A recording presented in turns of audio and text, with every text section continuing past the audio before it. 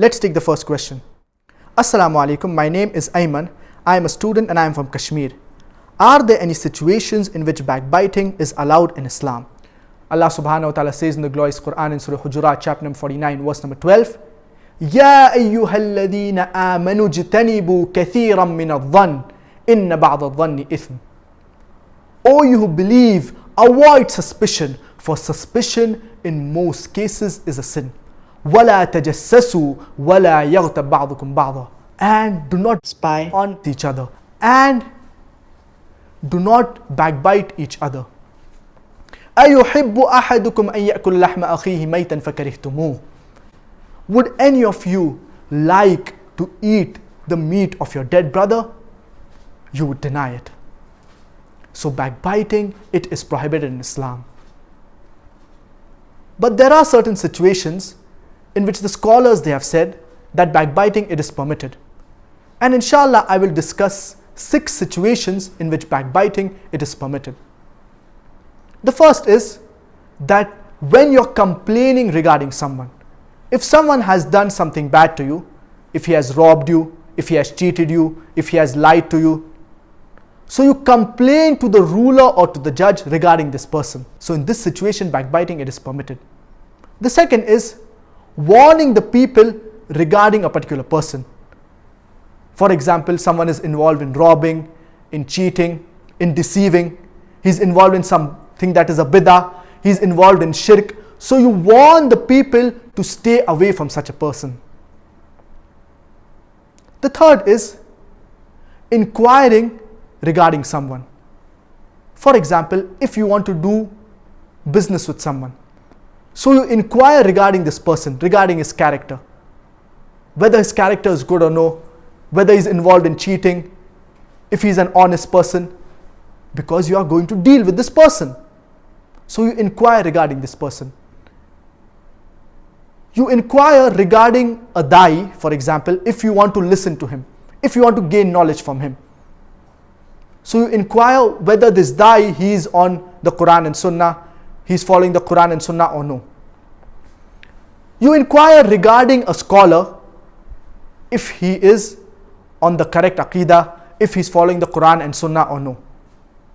So when you want to inquire regarding someone, and if you want, for example, your sister, she wants to get married, and you come across a person and you want to inquire regarding his character, whether he's good or no, whether he offers salah, whether he cheats, whether he's a good person, whether he's a bad person, whether he smokes, etc. Because your sister is going to get married to this person. So you need to inquire regarding the negative traits, regarding the character of this person. So in these situations, backbiting, it is permitted. The fourth is that you warn the people regarding a public figure. For example, if a public figure, he is involved in something that is haram, he is involved in some bid'ah, he is promoting shirk. So you warn the people that they should stay away from this person. And the fifth is that you ask a scholar regarding someone.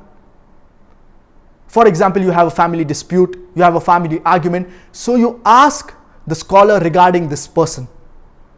So you ask the scholar a fatwa or an opinion regarding this family dispute, and you need to explain the family dispute. So you need to mention the bad things or the bad points that this person has done to you. So in this situation, backbiting, it is permitted. The sixth, when the judge asks you regarding a person and you need to speak the truth regarding a witness, for example, is this witness a good person? Is his character good? Is he honest? So you need to speak the truth. If this witness, is his character good or is his character bad? So in these situations, backbiting, it is permitted. So there are 6 situations in which backbiting, it is permitted.